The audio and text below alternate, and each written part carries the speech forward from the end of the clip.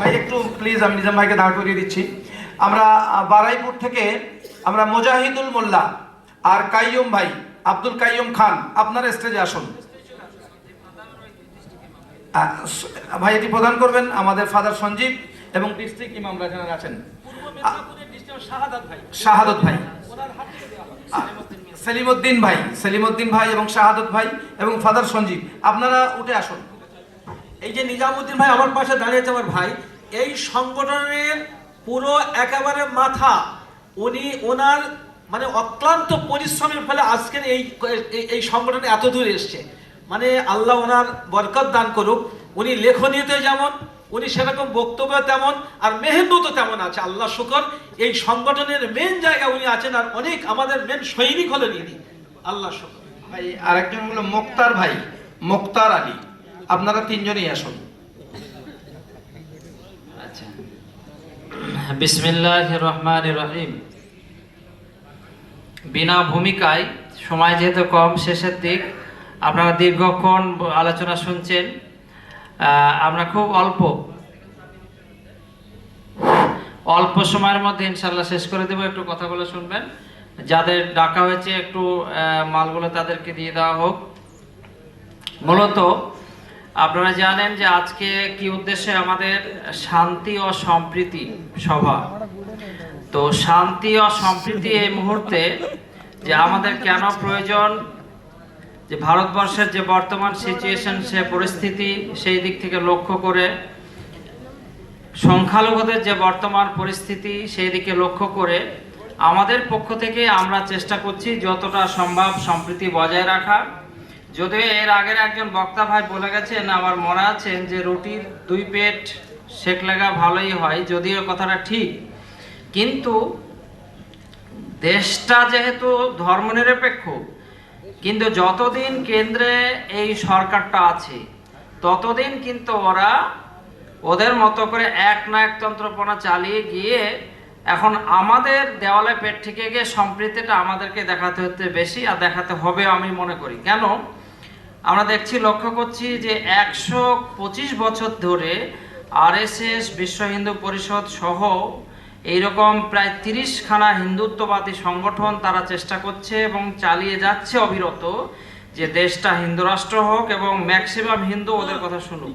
কিন্তু আলহামদুলিল্লাহ ভারতের অধিকাংশ হিন্দু তারা ধর্মনিরপেক্ষ এবং তারা কিন্তু এই উগ্র হিন্দুত্ববাদ চায় না। এই বেশির অংশ হিন্দুদেরকে আমাদেরকে তাদের কাছে পৌঁছাতে হবে, তাদেরকে টেনে নিতে হবে। তারাও এই ধরনের ধর্মান্ধতা চায় না, মব লিঞ্চিং চায় না।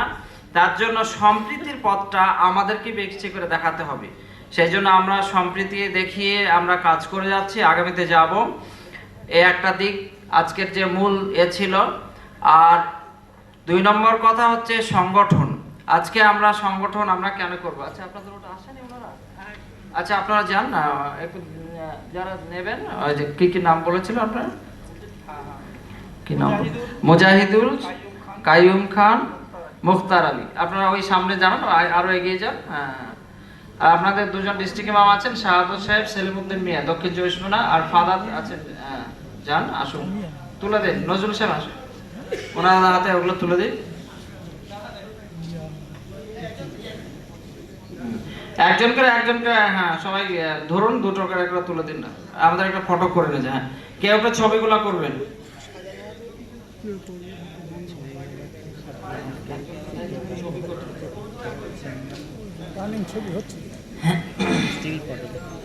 সব দাঁড়া, ঠিকঠাক দাঁড়ায় না তো সব।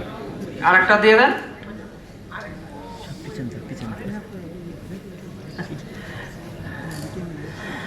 হ্যাঁ, ওটা দিয়ে দেন।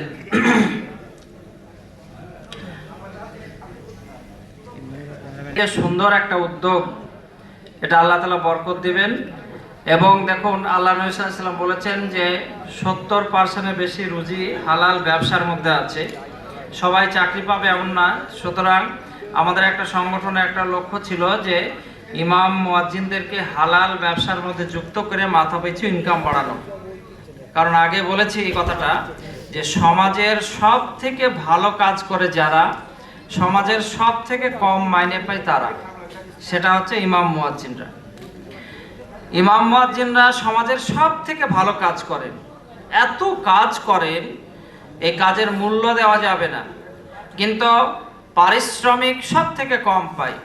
আল্লাহর কাছে অবশ্যই তারা পাবে, কিন্তু দেখুন আমি মনে করি যে আমরা আজকে গুরুত্ব দিয়ে এই সংগঠনটা এত গুরুত্ব দিয়ে কেন করছি। অনেক সংগঠন আছে, যে সংগঠন আলেম ওলামা যুক্ত আছে, তারা দেশ ও জাতির মানুষের জন্য সেবার কাজ করছেন, কিন্তু যারা দুনিয়াটাকে সুন্দর করছেন তো তাদের জিন্দেগিটা সুন্দর হওয়া দরকার। ফলে ইমাম মুয়াজ্জিন আলেম ওলামা তাদের জিন্দেগিটা সুন্দর হওয়া দরকার। কোরআন শরীফে আল্লাহ এটা বলেছেন, রব্বানা আতিনা ফিদ দুনিয়া হাসানা, যে দুনিয়াটাও সুন্দর হতে হবে, অফিল আখিরাতে হাসানা, আখিরাতটা সুন্দর হতে হবে। তো দুনিয়াটা সুন্দর হতে গেলে আমার অন্তত মিনিমাম যতটুকু হালাল ইনকাম দরকার, ছেলে মেয়েদের আমি সুন্দর করে লেখাপড়া করাবো, আমি সঠিকভাবে চিকিৎসার ব্যবস্থা করাবো, আমি সঠিক সুশিক্ষা দিতে পারবো, এই যে এতটুকু আমার দরকার সেইটাও কিন্তু মসজিদ কমিটি আমাদেরকে সংকলন করাটা দেয় না। ফলে ইমাম মুয়াজ্জিনদের সংগঠনটা তাদের পাশে দাঁড়িয়ে যে সমস্ত গরিব ইমাম মুয়াজ্জিন আছেন, যারা অসহায় আছেন কিংবা যাদের প্রয়োজন আছে, সেই সমস্ত ইমাম মুয়াজ্জিনদের পাশে দাঁড়িয়ে সংগঠন আস্তে আস্তে সব কাজগুলি করবে।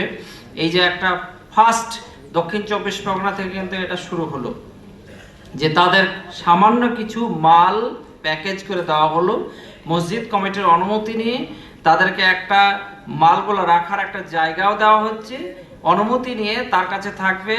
মসজিদে এলান হবে যে মুসল্লিরা সামানগুলো বাইরে থেকে না কিনে ইমাম সাহেবের কাছে কিনবে। 15,000 বা 10,000 টাকার মাল দিয়ে যদি শুরু করে, ছোট থেকে কিন্তু বড় হয়।